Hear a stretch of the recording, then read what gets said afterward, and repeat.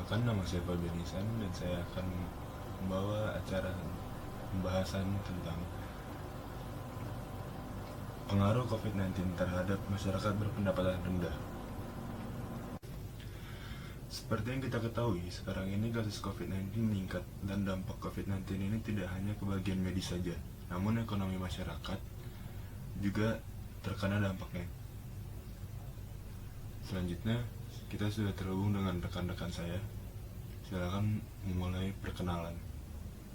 Nama saya Devi Mutia, kelas 11 IPS 2. Assalamualaikum warahmatullahi wabarakatuh. Nama saya Hanifah Sani, absen 15.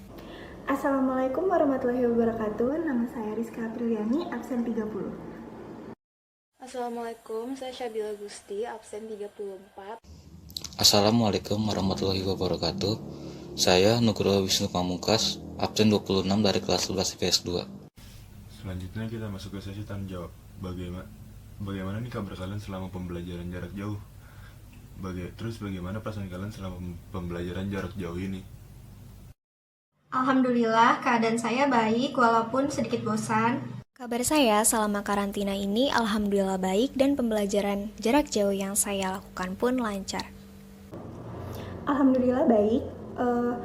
Kalau pada saat PJJ atau pembelajaran jarak jauh, itu merupakan suatu hal yang menyenangkan, tapi nggak bisa juga dibilang menyenangkan karena PJJ ini tidak terlalu menjelaskan materi. Jadi guru-guru itu hanya memberikan tugas, jadi kita harus mencari cara sendiri bagaimana cara mengerjakan tugas itu sendiri. Jadi ada kelebihan dan ada kekurangannya sih di pembelajaran jarak jauh ini. Kabar saya selama masa pembelajaran jarak jauh ini cukup baik, namun cukup bosan juga karena saya harus tetap ada di rumah. Kondisi saya selama pembelajaran jarak jauh alhamdulillah sehat. Lalu perasaan saya selama pembelajaran jarak jauh alhamdulillah baik. Berikut adalah cara pencegahan virus corona. Pertama, mencuci tangan. Yang kedua, memakai masker. Yang ketiga, menjaga jarak. Yang keempat, hindari kerumunan. Dan yang terakhir, berdiam diri di rumah. Selanjutnya, menurut kalian dampak apa aja sih yang timbul dari adanya COVID-19 ini? Nah, dampak dari virus corona ini sangat banyak ya. Seperti yang terjadi baru-baru ini, banyak karyawan yang di PHK, terus juga banyak perusahaan yang gulung tikar, pengusaha yang sepi, dan juga pengangguran yang semakin banyak. Jadi, coronavirus ini memiliki dampak yang luar biasa dalam hal apapun. Dan yang sekarang saya akan bahas adalah dampak dari bidang perekonomian. Jadi saya memiliki dua contoh di sini. Yang pertama, kita akan bahas dampak dengan UMKM dan di sektor pariwisata. UMKM itu merupakan usaha mikro, kecil, dan menengah. Nah, sejak coronavirus ini muncul, pemerintah kan menganjurkan masyarakat untuk physical distancing atau lebih tepatnya stay at home. Kita disuruh untuk berdiam diri di rumah, tidak boleh berpergian keluar rumah kecuali ada hal yang mendesak. Jadi, dikarenakan oleh hal itu, jarang atau bahkan tidak ada lagi yang berbelanja melalui UMKM. Maka dari itu, UMKM mengalami kesulitan dalam biaya yang ada, seperti contohnya biaya untuk gaji atau honor para pekerja, terus biaya operasional, biaya non-operasional, dan lain-lain. Nah, contoh dari UMKM ini tuh kayak tukang bakso, tukang nasi goreng, tukang mie ayam, dan lain sejenisnya. Nah, selanjutnya kita beralih ke contoh yang kedua, yaitu di sektor pariwisata. Nah, seperti yang tadi saya sudah bilang, pemerintah menerapkan physical distancing, artinya masyarakat kan tidak boleh keluar rumah. Bepergian keluar rumah dalam jarak yang dekat aja tidak boleh, apalagi untuk mengunjungi destinasi wisata tertentu. Jadi itu seluruh destinasi wisata di Indonesia diperintahkan untuk ditutup oleh pemerintah. Nah, karena hal itu kan destinasi wisata tuh jadi sepi pengunjung, terus jadi pendapatannya turun deh.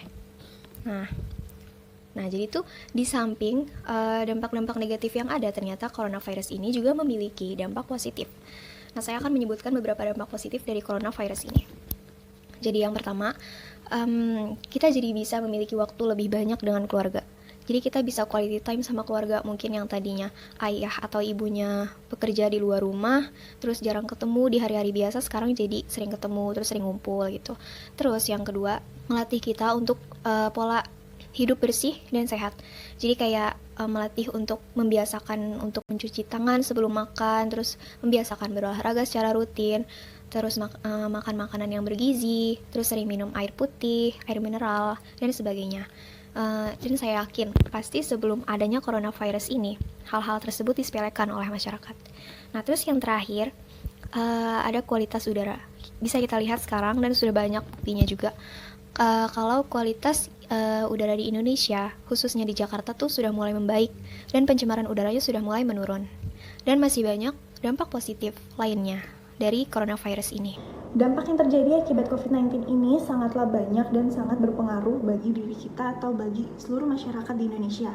Karena selain merenggut nyawa karena COVID-19 ini, itu juga menurunkan ekonomi kita karena dengan COVID-19 ini kita harus karantina di rumah dan tidak boleh keluar rumah sehingga kita tidak bisa mencari uang atau mencari nafkah untuk keluarga.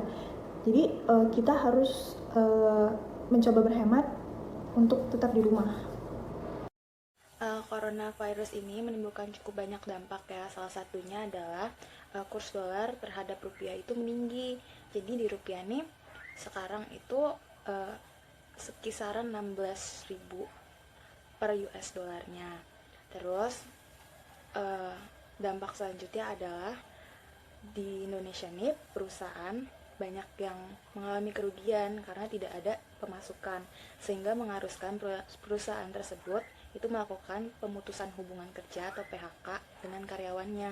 Sekitar jutaan karyawan di Indonesia itu dia di PHK karena adanya pandemi tersebut. Dampak dari COVID-19 itu ada banyak. Yang pertama diberlakukannya physical distancing, yang kedua diberlakukannya home learning, yang ketiga diberlakukannya PSBB, yang keempat diberlakukannya work from home. Terakhir, bagaimana pendapat kalian tentang dampak COVID-19 bagi masyarakat kalangan bawah? Menurut saya, dampak virus corona ini bagi masyarakat berpenghasilan rendah itu sangat besar. Karena biasanya masyarakat yang berpenghasilan rendah itu ekonominya ditopang oleh pendapatan hari itu juga. Pemasukan menjadi sangat rentan apabila di hari itu dia tidak bekerja. Jika di hari itu dia tidak bekerja, maka dia juga tidak akan mendapatkan penghasilan. Orang-orang seperti pekerja informal, pedagang kecil-kecilan, dan juga orang yang kerjanya serabutan, mereka rentan terhadap kemiskinan. Karena satu hari saja mereka tidak bekerja, maka mereka tidak mendapatkan penghasilan, sehingga sulit untuk memenuhi kebutuhan pokoknya. Misalnya seperti ojek online yang sekarang tidak boleh lagi menarik penumpang selama PSBB berlaku. Orang-orang yang bekerja di sektor pariwisata juga terpaksa menganggur karena tempat wisata semuanya tutup selama wabah virus corona ini berlangsung, dan juga pengelola jasa travel yang berhenti beroperasi dan masih banyak lagi. Menurut saya, memang lapisan masyarakat yang paling merasakan dampak dari coronavirus adalah masyarakat kalangan bawah yang berpendapatan rendah. Biasanya masyarakat seperti ini, mereka tidak mendapatkan gaji per bulan atau per tahun dan sebagainya. Mereka tuh mendapatkan uang atau gaji itu per hari. Kayak contohnya tukang nasi goreng, tukang mie ayam, tukang bakso, dan sejenisnya. Kalau mereka tidak jualan sehari saja, mereka tidak pergi keluar rumah untuk bekerja sehari saja, mereka tidak akan mendapatkan uang. Lalu, bagaimana mereka bisa memenuhi kebutuhan pokok mereka? Nah, pada saat ini, saat situasi seperti ini, mereka harus mengikuti anjuran pemerintah untuk stay at home. Saya yakin sekali semua lapisan masyarakat pasti mengerti dengan anjuran pemerintah ini. Tetapi untuk masyarakat kalangan bawah, ini merupakan hal yang sangat sulit. Jadi tuh, mereka harus memilih di antara dua. Yang pertama, berdiam diri di rumah dan tidak mendapatkan uang, tidak makan, dan sebagainya, atau pergi keluar rumah bekerja dan terpapar virus ini. Jadi, menurut saya untuk saat ini, lebih baik untuk masyarakat yang seperti ini dibantu oleh pemerintah, oleh influencer atau orang-orang kalangan atas untuk dibantu memenuhi kebutuhan hidupnya, seperti bisa melalui sembako, uang, masker, hand sanitizer, dan sebagainya. Jadi seperti itu. Dampak COVID-19 pada masyarakat kalangan bawah sangat memprihatinkan karena masyarakat kalangan bawah yang seharusnya keluar mencari uang seperti pedagang kaki lima, lalu pedagang-pedagang sayuran seperti di pasar-pasar gitu, akhirnya tidak bisa berjualan karena larangan pemerintah untuk tidak keluar rumah. Dan pada akhirnya keluarga mereka atau masyarakat kalangan bawah itu menjadi tidak bisa makan karena tidak punya uang. Lalu akhirnya mereka pun akhirnya kesusahan dan akhirnya terpaksa untuk keluar rumah untuk mencari uang, dan itu harus segera diatasi karena kalau misalnya masyarakat kalangan bawah keluar itu mengakibatkan menambahnya COVID-19 atau menyebarnya virus itu. Nah, tapi kalau misalnya mereka tidak keluar rumah, mereka tidak akan mendapatkan makan dan akhirnya mereka mati kelaparan. Itu menjadi sebuah perdebatan yang saat ini masih hangat dan harus diperdebatkan lagi, harus dicarikan solusinya.